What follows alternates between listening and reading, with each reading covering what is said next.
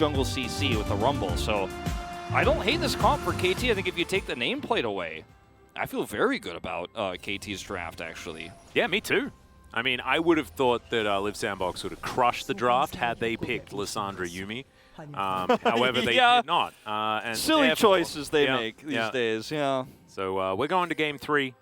G-Sun already told us that we're going to Game 3. So likely that it does just happen. But yeah, I think you're right. Certainly a lot of funny business capable here for KT. A lot more skirmish focused. And a lot of split push, sort of macro-based play on the table for KT, if they can sort it all out. Yeah. Live Sandbox have just been better at that department of League of Legends, though. It's really interesting because of these two mid laners, both of them haven't played, like they haven't prioritized it necessarily, haven't played a ton of it, but the few games that we do have a Fate solution and also Dove solution, they've both looked incredibly good. Like I remember a game that Dove played a few weeks ago where he was like 7-0-5 or something on the champion and carried the whole game, and it was an insane pop-off. But Fate has had similar games. The LeBlanc here is a really interesting pick because it's going to be one where you have a lot of power later on. You have a lot of pressure you can put on these very squishy carries of the sandbox. Because there's 3 targets you're very happy to threaten as Dove in this game. The Lucian and the Varus are the first ones you think of when you think about carries, but also the Rumble is going to be one that you can actually threaten quite a bit, do a lot of burst damage too. So something that Live Sandbox will have to respect is how much power Dove has later on at bursting these targets down. Because if somebody dies, then suddenly KT's team fights are so easy, and if people get low, 5 kids there to clean up the pieces. So again, a great draft from KT. It's just all about that execution. Yeah, no, I agree. I think that Fate's laning phase, as we can already see, is going to be much more comfortable in the early game. I think it's really cool that you sort of brought that up, because as the game goes on, I feel like that's when LeBlanc can find windows to just destroy the Lucian. But earlier on, it's not like the Azir where you're going to have that push control and the wave management.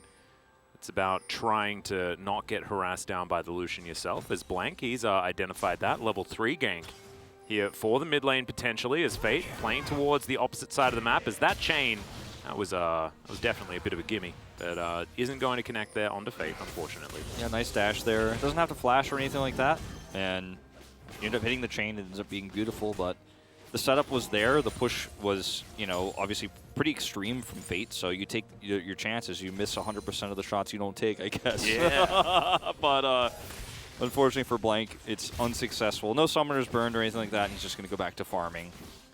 Low risk, extremely high reward potential play there, but does not work out. Good reaction from Fate. Yeah, and he gets to continue to push now. Hey, yeah, he was just rotating around anyway, so you may as well just go for it. As you can see, Fate actually taking a bit of a combo here from Dove, who throws yet another one forward. Croco does avoid the Q as the ward does go down. You can see that it's the Rumble heading towards the southern Rift Scuttler. Yeah, the prio that Prince and Effort do have down there allows them to make sure this doesn't end up being a double or anything like that, despite, you know, Croco being on this part of the map. He's going to play very defensively at the moment. Wow. Very fragile early game here for Live Sandbox, so you do love to see the respect they're showing right now. And can you answer me why you think Gangplank's winning this top lane matchup so hard? I mean, and does it have anything to do with the line of 4 wards? One of them being a Rift Scuttler, I guess. Yeah, exactly. Like, my goodness. Nobody can punish him. He just has advantages early. His barrels hit hard, but his gun to the face is going to be very annoying for Summit's stomach. But he's playing it very well, actually, keeping the CS very even. Doran's going to go back, get that first recall off. They will take the Scuttle, as shown here. Yep. Croco as well, actually rotating top lane to make sure that while Blank was taking the Rift Scuttler, he didn't decide to go for a dive onto Summit, and therefore they send the bottom lane to take the Rift Scuttler to make sure that that isn't given to Blank for even more of an advantage. I think it's really cool little play. It's easy. Yeah, it's easy when you have this much prio to actually make choices like that. You have the opportunity to make the best choice possible, and you take it. If you're obviously having a tougher matchup here bottom side, then that choice isn't really an option, but you have so much more safety for your top laner because of this. Yeah, it's really cool. And part of why Ezreal, I think, has fallen off a lot here in the LCK, even though he has played, like we've seen so much Ezreal versus Varus, where later on the Ezreal just outscales and does better. It doesn't always happen that way, but the lack of prio in the bottom side can really hurt how a lot of matchups are played, including the Gnar into the Gangplank. Having that extra jungle presence up there makes you a lot safer. And if the roles were reversed, you wouldn't have that opportunity. Yeah. Well, Summit now goes back, grabs himself a Phage, and it is going to be the Sheen first buy here for Doran. Very standard stuff for the Gangplank. Building towards his Trinity Force that we've seen most of the Gangplanks of late go towards. Yeah, one of the only champions in the meta right now that will still build the Trinity Force. Yeah. As Fate throws an Ardent Blaze the wrong direction, but the chain also goes wide. Dove avoids the Piercing Light, which is certainly good news for the LeBlanc, but a lot of skill shots sort of missing. One of those skill shots, not even really a skill shot. But a pro wrestling going on this time, Wolf, as well. It's not yeah. scary. It's quite interesting, actually, to see the press the attack in this composition. But it is, you know, you're not going to be getting as much harassed on the longer the lane goes on, and press the attack is going to be way more valuable just in general as the game goes forward. Especially in some of these first few skirmishes, too. I think it's going to be extremely powerful. Chain lands that time. No 6, though. Oh, Doran in trouble here as Summit chasing after him. Now he's going to have Mini-Na, which could even be more valuable. And there is the fadeaway on the boomerang. Beautifully done. Summit's Na, always a joy. Yeah, and you know what? This is really going to be a very frustrating first early game here. The kill that you get here as Gnar means that, unfortunately for Doran, now your life gets a lot harder. Blank has to come to pick up the pieces. And yeah, there was an opportunity there in the mid lane for, if Kroko had 6, for him to turn that around, but mid doesn't even get a flash out of Fade or anything like that, so he's completely fine. Dove's not able to take that away from him. So just this really nice edge you get right before the Rift Herald. Liv Sandbox also going to grab this. Scuttle Crab. Another one they collect for themselves on that bottom side, so the Varus getting a lot more far ahead. There's the Gnar back. Yeah, he just bounces it perfectly, pulls him back, and then, as you mentioned, the bonus damage you're going to get, plus the fadeaway boomerang, is going to be pretty nice. It's actually perfectly timed for him to mini-Gnar there. As you mentioned, it's like in this case you actually want it, because you can fade away from the turret, get that extra bonus damage through from the autos. Really nicely done. And Flash was up for Doran, but just wasn't expecting himself to get boomeranged, I guess. He also he was standing in such a way that hitting the Gnar behind him was really hard to pull off, actually. Like, he was basically inside of Gangplank when he did it. Yeah. So I think Doran was really just kind of like, are you really doing this? Because I think you can't pull me back, but he actually just barely could. Effort, doing what he does all the time. Wandering towards that mid lane as he's not going to flash after Dove. Always a little bit of a mind game there to see who's going to flash where, but decides not to go for it. It's just going to be even more control of the mid lane given over to Liv Sandbox. Chains connect to a minion.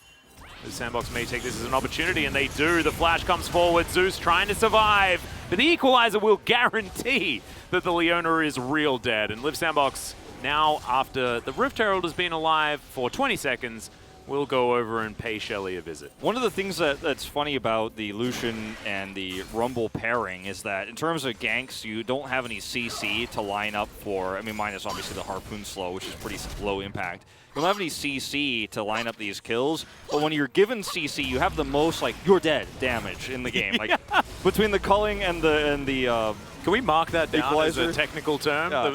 You're dead damage? It's like, you're dead. Sorry. You got CC'd by any other source, and at this stage of the game, you can't get much more damage than that from any two champions. Yeah. So they do have a lot of your dead damage. Yes. And any way to describe it. The value is going to be really, really, really high. 야, 보자. So efforts like, let's look for this. He's like, I'm going for it. 나쁘지 않긴 해. Boom. 좋긴 해. He gets the 이걸 잘 body 깔아봐. slam into the cask. 나이스. And 올려서 you're dead 시야만 할게, damage. 이번 턴에. That's 레오나 what he 노플. said. And I think he said he was going to clear that ward, and that's exactly what he did. And this is just, I don't know, man. It's feeling like, once again, just suffocation. KT with not too many options and sort of wondering kind of what went wrong, right? Because it's like one gank towards the top lane. It's one pick in the mid lane against a support, right? But the amount that Liv Sandbox get from these moments is really, really high. Yeah, it's going to give them so much more, again, control over the map. And the gold ballooning that can happen with a composition like this is so frustrating to play against. Like, suddenly Lucian gets an assist like that, and then it's even more annoying to deal with him when he pokes you down like that. And once he gets his Gale Force online, he's going to be extremely potent, and he's going to be able to get those kills even faster. And as KT this time, you don't even necessarily get that buffer Drake, right? Look at the bot prio. Right now, to look for the scuttle is realistic here, but to actually start the Drake is not. Summit does not have teleport, however, and that means that Doran will have ult advantage globally here.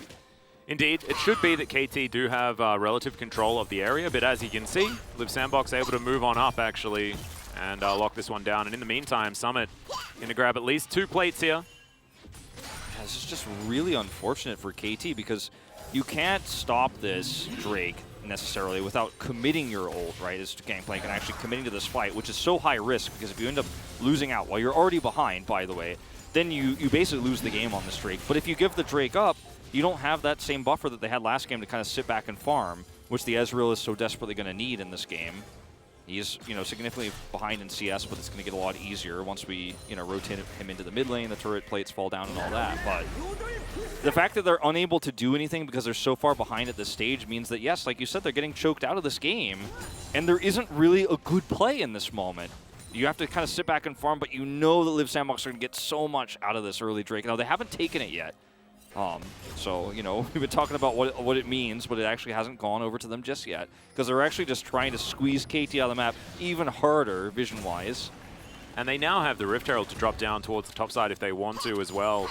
Create a point of pressure there, and then potentially roam down to start off that dragon like you were talking about. That's but exactly what they're going to do. I think this is like a cake and eat it too type situation where Croco also wants to get this gank, and he might just be able to get it, especially with effort support. But Blank and Zeus are here for the defense. Shelly comes down. She will be able to get herself a charge, but that is going to be the cannon barrage invested to try and stop this turret from actually falling. Cast, though, as Doran thrown around like a ragdoll. They are able to keep the turret alive, but 2 plates still do go down. Yeah, that was actually pretty well handled by KT Rolster. Doran has the immediate ult response to slow the push, and yes, they are going to lose the plates no matter what, but they defend this pretty well. Blank's hovering the area, so there's no further commit. Now, had they had the You're Dead damage from Fate, I think it would have been different. Yeah, I think that's what they were missing. It's the amount of You're Dead damage that they just did not have. Yeah, but he does end up threatening Dove in the mid lane, and is actually going to force him to teleport back to lane. So they're just winning everywhere. And like you said, they're like, well, we could just get a Drake, or we could win even harder everywhere else. And this is getting maximum value out of the advantage they have instead of just taking a Drake. Like, they're going to wring the last drops of Summoner's Rift out to dry here for KT Rolster, and then take the Drake. I was thinking that there might be a Chains of Corruption coming through for Prince, but he decides not to throw it out. Doesn't have his Mythic available just yet. His effort. Gonna get flashed on here. Good body slam to interrupt his own Zenith Blade. There was the attack. There's the kick flash. That was a very interesting interaction, but Blank makes it work. I like that one a lot. As Fate is gonna grab himself a plate. And also that top lane outer turret going to be teleported to here for Doran, who does have now a Trinity Force online. Summit can teleport in here, though. So KT, I don't know if we should feel so excited about taking this Drake right now. The Summit can show up at a moment's notice, and Doran doesn't have CC to stop him, so he could basically just come in whenever he wants. Yeah. They are going to actually look to exchange here. Summit's like, yeah, I'll take that fight any day of the week right now. And you've got to be so careful as KT. Now, what KT has been successful at, while also losing a little bit of control of the map, is this is not a Drake take for Liv Sandbox still, and this is extending the game in a different way. This is a big Gnar. Doesn't have his Gnar available, actually, so the wallet not going to connect either, so Doran's going to live. And so will the turret. Yeah. I don't know, the space digging drill thing that he throws out with that skin. It's a house. Just looks a little bit drill-shaped. Is that what it is? Yeah. It's sort of one of just these alien houses that I don't quite understand, but I'm not supposed to. It all makes sense. Don't think Doran's in Kansas anymore. Absolutely not. Having to dodge these drill houses and things like that. Oh, dear. He's definitely not wearing any ruby slippers. He's actually bootsless at the moment. He's got a triangle, though. That's coming in Season 12, the ruby slippers upgrade to the boots. Oh, no. It just takes you to Kansas. Maybe it improves your recall speed. Just clap them together 3 times. You go straight back to the straight back to the fountain. Oh dear. Well, that's for free, Riot. This one's all right. free. Effort now once again going to get Zenith bladed on. That is a decent cast, but he's once again dead after doing almost as much as possible in order to keep himself alive. But doesn't really work out. However, Liv Sandbox elsewhere on the map are really creating the push. Summit being the main benefactor of that one, as another space drill house flies out towards the Pirate. And KT should be able to get Shirley, at least. Yeah, they're going to get the Rift Herald here. And it's funny how both times Effort has died has led to an objective. And I say it's funny, but it's not just in an ironic sense. It's actually kind of like he's baiting them into these weird spots where they're pulling aggro away from what's more important on the map. Like his death isn't quite as significant as full control of the top side now goes to Summit, right? These small things, obviously it'd be nice if maybe he didn't die and maybe he was a little bit safer with how he was doing it, but what? Yeah. So they didn't take it. Nope. Nobody has taken anything, by the way. Like, yeah, the Dragons are just living forever. Yeah, I'm starting to get a little bit concerned if we're going to get a soul this game. Like, you might not find out if it's Cloud Soul or not if this keeps up. I think it might be a Dragon conservation type idea, you know, like save the Dragons. Yeah, I mean, no, so many of them die every game. It's really sad. Yeah, it's about time that we let them fly majestically. But just $9.99 a month, you can make a big difference.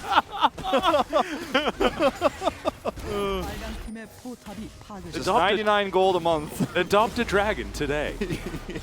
As Live Sandbox say, well, we'll take your donation money, but we'll still take the Drake. Finally it goes down here. They've had so many opportunities to do so. Yeah, I mean, your donation got it 16.5 minutes, and that's pretty good. Yeah, no, that's what I'm talking about now. If you upgrade to the premium membership, yeah, we might be one Drake a game. Yeah, we might be able to bring that down to 20, and we could also put a hard cap on that one as well, as we're going to see the montage of Effort dying. Yeah, this is the creative ways, where he does actually. Blank is like scared he's going to get over the wall there, so he actually flashes the wall himself to guarantee the kick is there. Then this time, yeah, I mean, I'm trying to give him a lot of credit. Like, yeah, I mean, it was a cool idea. He just decides that flashing, he didn't quite get close enough to get that fat flash off. The thing is, even if he is able to flash, you know, he casts and then flashes out, like he had to cast and flash, so it's not great, but... Do you know what I really hope he was actually thinking was that he needs his flash to kill people? Yeah, no. And so he's like, no, I don't need to live. I will use my flash. I was just trying to give him 5 credit as well. Speaking of flashes, yeah, Cannon Barrage, and I think the Varus is dead, guys. That is, your dead damage coming through. Yeah, that is certainly KT saying, we've got some your dead damage as well. Well, Wolf. Yeah, nope, that's about 100-0 in less than a second. I don't know how many seconds that was. I don't have my stopwatch out, but I don't think I could have pulled it out quickly enough for how fast Prince died there. Yeah. No cleanse, didn't flash, but he's blown up, and this gives KT a little bit of a moment here to just kind of sit back and farm. If Fate gets caught here, and suddenly they're back in the game. Well, that's all right, just ease his way out. The Relentless Pursuit going to keep him out of the way of the Q from Blank. The unfortunate, not going to get it. The unfortunate thing here, Atlas, for KT is that even though they get a pick, there's just not much they could do in terms of taking objectives. Fate is actually not alone here. Effort's down here, so he can actually farm this out while also keeping this turret alive. So KT can't turn this pick into a huge objective, which is really unfortunate. As Effort is, this time he's going to be safe with this play. And that's a big problem. If there was a Drake up right now or something like that, or if, you know, we hadn't already taken the Rift Heralds off the map, KT would love this pick. But as it is now, it's just a little bit of vision. That's all they can get. Ooh, Dove. Going to take a bit of a cask ride as he trades an ultimate for his distortion, which as KT, you'll take any day of the week, like that one. As Fate looking to try and take down this outer turret as Dove heads straight onto the equalizer. Not exactly the opportune positioning there, but needed to in order to get himself out to safety. But is it in fact safety as Dove looking to try and connect some chains, but Croco is not afraid of anyone. And that is going to be a very comfortable bottom lane outer turret take. And once again, it's Live Sandbox taking all of the structures and KT not being able to answer. And it's just once again demonstrating better macro play from Live Sandbox, playing around where they want to push, not leaving any openings for any counterplay on KT's 이거 클린저 없고 일단. Right, so you say he has no cleanse. 한번 볼래 이거? 한번 볼게. And he's like, let's go for it. 와줘. Blades in, Solar Flare is there. True Shot Barrage on top of the Cannon Barrage. 위쪽으로 빠질게. Very barraged. Unfortunately, was the Varus who had no cleanse, and that's that. That's a lot of barraging. You're exactly right. And you know, 5Kid gets 1 assist worth of gold out of that. Not a whole lot, but He is farming very well. He's starting to take the CS lead. He's been a lot more free to do so in the mid lane, unfortunately, than Prince has, especially after that pick. He's going to catch up a little bit here, but Israel is starting to come online. LeBlanc is starting to come online. The pieces for KT Rolster are starting to come together, but as we saw last game, if you don't use them, because you're just so pushed back by the macro control that Live Sandbox have on the game that it doesn't matter, as that was a very scary moment there. Yep. So let's see if KT can actually force some fights on their terms or 5v5, because we still have a lot of Drakes to go through. Yeah. It's been a very slow Drake take game. As Effort was looking for a potential flash play there. Trying to bait out Zeus's at least. Actually, he didn't have it, so never mind. That would have been a cask opportunity if they had have gone for it. As Prince hiding, but not able to land the piercing arrow. His 5-kid does get that Mirror Manor online. And so that's actually a pretty big spike for the Ezreal as well around this Infernal Drake that's going to be coming up in 30 seconds time. Just to, okay, Solar Flare not going to quite do too much as the Q misses from Blank as well as Summit.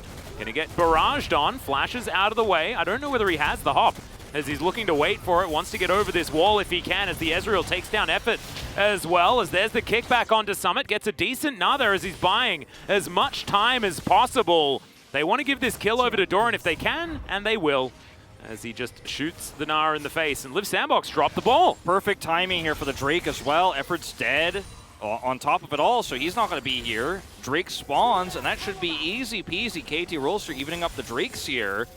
And a lot of that gold lead has now faded away, and this is a comp that scales better, don't forget. Yeah, Croco does have Equalizer, so trying to steal that way. It's a somewhat dangerous situation, however. Takes flash from Zeus, gets him over to the side, and that is going to be the dragon taken. There's my Cloud Soul. Heck. There you go. I told you you'd get it no matter what. Feels good. And look, now you're... Oh, okay. Fate. That's a phase check. Not exactly what you want as Fate gets into the brush, but it doesn't matter because the chains give vision. Dove also was like, I have no idea who is nearby, so might as well just be happy to take half a health bar and get the hell out of dodge. And I want to watch that moment again where we see the pick on the Summit, because I think the main reason why he's there is just because he's trying to get his Gnar bar online. Like, he's trying to use the red side jungle to get his bar up. Like, he's in here, he knows where Doran is, so he's harassing Doran and trying to take this blue and get his Gnar bar up. But Dove is here, the barrage slows him, and then Blank is between him and his team, so there's no way he can actually get away. So all he can do is buy time, as you pointed out. And his hop wasn't available until right now, right? Or at least Crush, so... Just, he wanted to be able to hop over that wall, but had to move too far away from it to avoid death. That's really unfortunate, but that's one small thing that leads to KT Rolster buying so much time for themselves and getting so much money, too. I mean, that was a big amount of gold that goes over to them. They're only 200 gold behind, 100 gold, in fact. Yeah. And they are able to kind of take back some vision control over the map. These small things really start to add up. You get a little bit of vision, then suddenly Dove becomes a lot more potent, becomes a lot more deadly. Well, now KT moving towards this Baron. It is alive, but it is an optimistic take if they do decide to go for it. As Chains of Corruption connect onto Zeus. He throws back an ultimate of his own, but too much more going to be gleaned as there is a beautiful cast. The Equalizer down as well. Cannon Barrage looking to try and answer as the kickback onto Summit immediately. The low health bar's on KT, but they're still alive. Summit can't say the same. And KT turn it around. KT take a gold lead now with the second kill on the Summit. Now they can actually turn their eyes to Baron as they look to set up for this one. 5-kid just went back. Obviously, he's going to be full health for this exchange. And Liv Sandbox are in the vicinity, but these backs are pretty slow. KT just playing around the idea of Baron, not actually going to start this one up, going to get further map control and actually just farm out this small window of time they have. Their comp isn't really at a point where it could rush the Baron down just yet, so I do appreciate the safety. There's definitely an option for them. But this engage is actually cinematic for Liv Sandbox. I mean, between the cask here and the Equalizer, it's like, bam, I get it, like, why you want to go in here. The arrow fall was perfect. But look at this barrage positioning. The kick is so perfect for Blank, and Summit is punished in an instant. Everybody's health bars go low. You can't actually get those health bars to hit 0, and so KT can turn that, and it gets harder and harder from here. Yeah, and Summit as well was so close to that Nava, right? You could tell exactly why they were going for it at that timing, but the burst damage, the focus from KT, I absolutely love it. They're going to get themselves a 1,000 gold lead. They've still got so many turrets on the map to take as well. Outer in the mid lane, outer in the top lane. That's sort of standing gold for them to go and collect now that they do have so much fighting power around this map.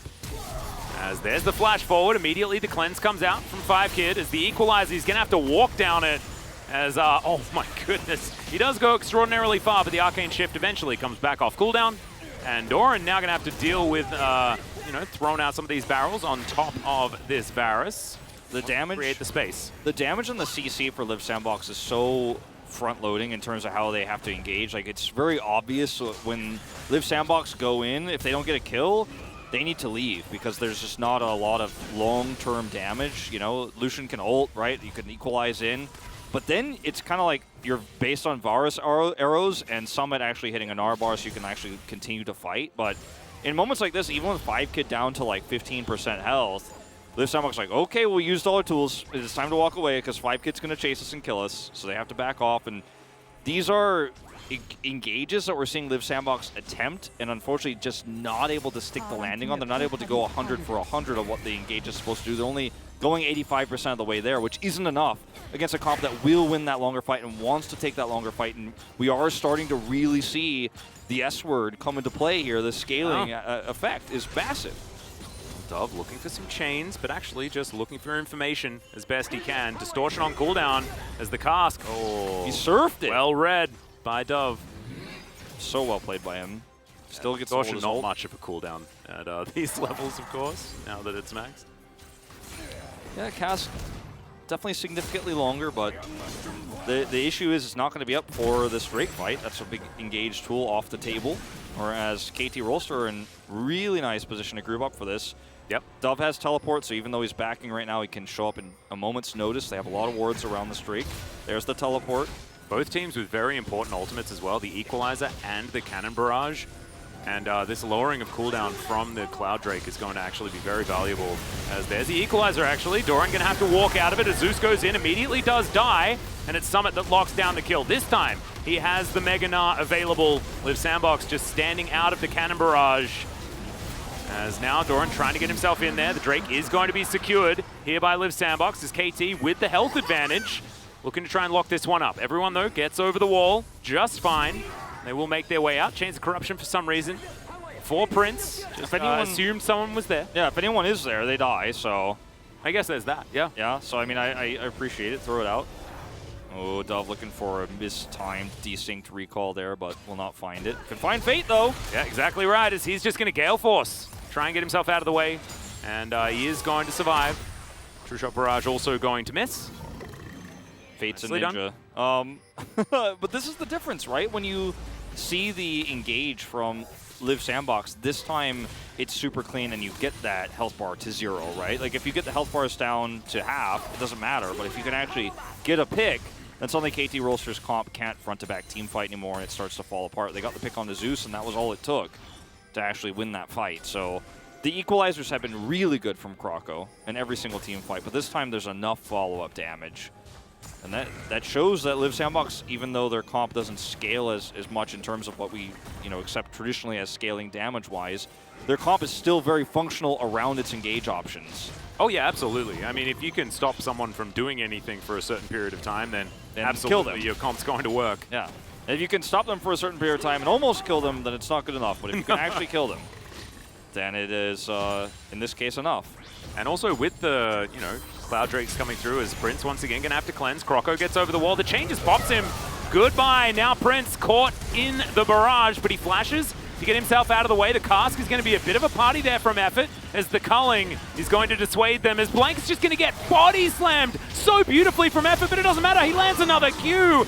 Can he make it out alive? The answer is absolutely yes, as he soaks as much damage as possible before making his exit. Summit gets the Mega Gnar, but can he actually do anything with it is the question. As Vision goes down, Doran avoids the drill house, and now Summit gets back in there. The Wallop not going to connect, and Dove takes this as his opportunity to get in there, and Doran is going to pop him once again. And I brought this up when we were talking about the draft. The targets that are most vulnerable to the LeBlanc are, you think the Lucian, you think of the Varus, but often the Rumble. And Croco is just cleared out in one single combo. Yeah. Dove. He's dead instantly, and that means you just don't have a lot of the damage that Live Sandbox is going to need. Plus the fact that they're in a bad position, they have to kind of try to retreat. And this is going to be a Baron for KT Rolster. There's such a nice lead in this game now. I like that equalizer. Just comes in just to say goodbye. Yeah. On a low cooldown, you can do that. But Croc was on the wrong side of this Baron pit. Look at how quickly he dies. The chain's tethered to him right before he goes over the wall.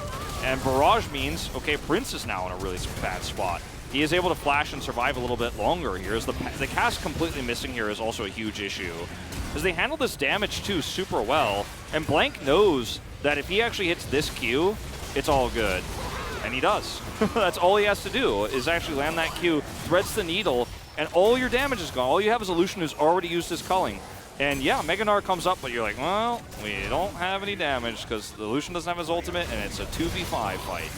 Yeah, and Summit had already used his flash, had to use it defensively, things like this. Like, just wasn't it for Sandbox, and now this snowball is just getting way too large for KT. As Cannon Barrage comes in once again, Solar Flare not quite going to find the value as the equalizer. Going to be layered on top as well. Made a little bit of a bomb shape there, I guess, Good between cast. the two teams. The cast buying a lot of time here. Yep. But still, the damage is rolling down the mid lane. Yeah, and Doran, look at him, just able to get these barrel chains where we would like them. Dove just wrapping around the side, distortion keeps him so mobile. Double siege minions, just half the health bar already on this inhibitor turret, and the siege is relentless from KT. 5 Kid as well, just so comfortable right now. Fate below half health, Summit as well, forced out completely. No Naba, no chance of saving this turret as Blank is just lying in wait, waiting for his opportunity to get in behind and get someone out of position. No flash available, so he'd have to use it with a safeguard. Just a bit more avoidable as the culling comes through. A lot of damage onto Zeus there as Dove gets hit by the double tap. Equalizer comes down as now 5 Kid is the target. But they're not quite able to get on top of him. In fact, he's arcane shifting forward. Croco goes golden with his Zonyas, but now he's out of position. And he will get actually gets over the base gate, but Doran's going to be able to pick him up as they do pick up vision. And now Effort's going to have to flash to get himself out of the way. And I think we're going to a game 3, Wolf. It definitely feels that way. Now, if anybody else dies there, we're going right away. But I think we are going to a game 3, even with KT having to walk away, lick their wounds, use these empowered recalls to go buy their final items, heading into this next Drake fight. The Drake itself is going to be pretty low impact. In fact, Blank is just going to take it on his own on their way out here with the control they have. But these are the fights where you could see that the damage is so front-loaded. Like, Fate uses his ultimate, and then KT back away, and they're like, okay, yeah, there's your equalizer, we avoid that. You guys don't have any damage anymore. That's it. That's the end of your fight. That is your team fight. And then they could just walk forward and press their buttons. Like, it's just so simple, actually, how this works out in the late game for KT. It's the ease of execution this comp offers you when you're not massively far behind. In fact, you're very ahead at this stage. You have the Baron buff. Like, as Live Sandbox, you have no options except to call and hope that somebody makes a mistake, you know, in this case. And it's almost impossible to lose this game now as KT Rolster. It's almost a 6-item gangplank as well. You can see Doran, highest level in the game, first one to max out, and he's completely caught up in farm. Remember, this lane went horribly for the gangplank in the early stages, but now the value of things like the Cannon Barrage and the amount of damage that he's doing here, just ridiculous. And Live Sandbox, the use by date, it's really just fallen off, and I'm just hoping that next time it's Lissandra Yumi. It always comes back. You know, we always go back to the draft. You know, we always go back I had to do it. That being said, I don't know whether that would have saved it, and I think that Live Sandbox just let KT take a few too many liberties this game. Yeah, no, I agree. And now 5 Kid's unkillable. Yeah, he's huge.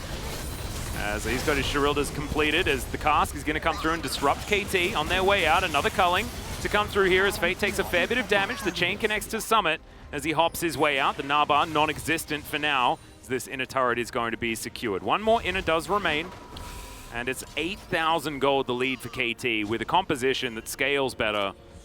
It has, you know, a lot of power right now, too, to, I think, probably even push advantages deeper than what is being shown, but they're going to back off again and reset.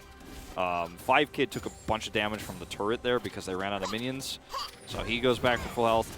Dove is waiting to see if somebody is greedy because they have multiple control wards in this part of the jungle, so if somebody just walks up, he gets a kill.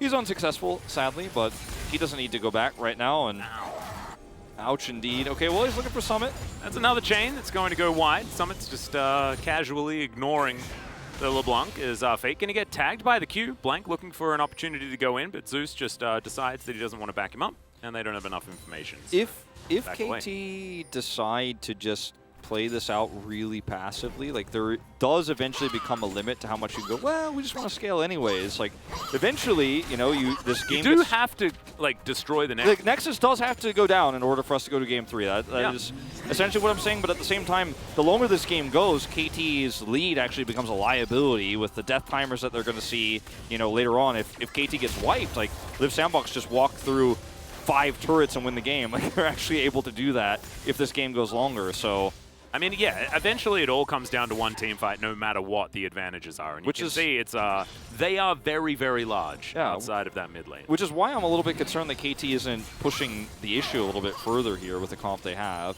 It's not the most amazing sieging composition, but it's pretty decent, you know? And no, it does a great job. And you just throw down a cannon barrage and you take whichever turret exactly. you like. You're like, oh, I would like that inhibitor. Yeah. Thank you. I think pushing bottom is probably the easiest way to go about this. So, again, it's all about Live Sandbox. Can they get a pick?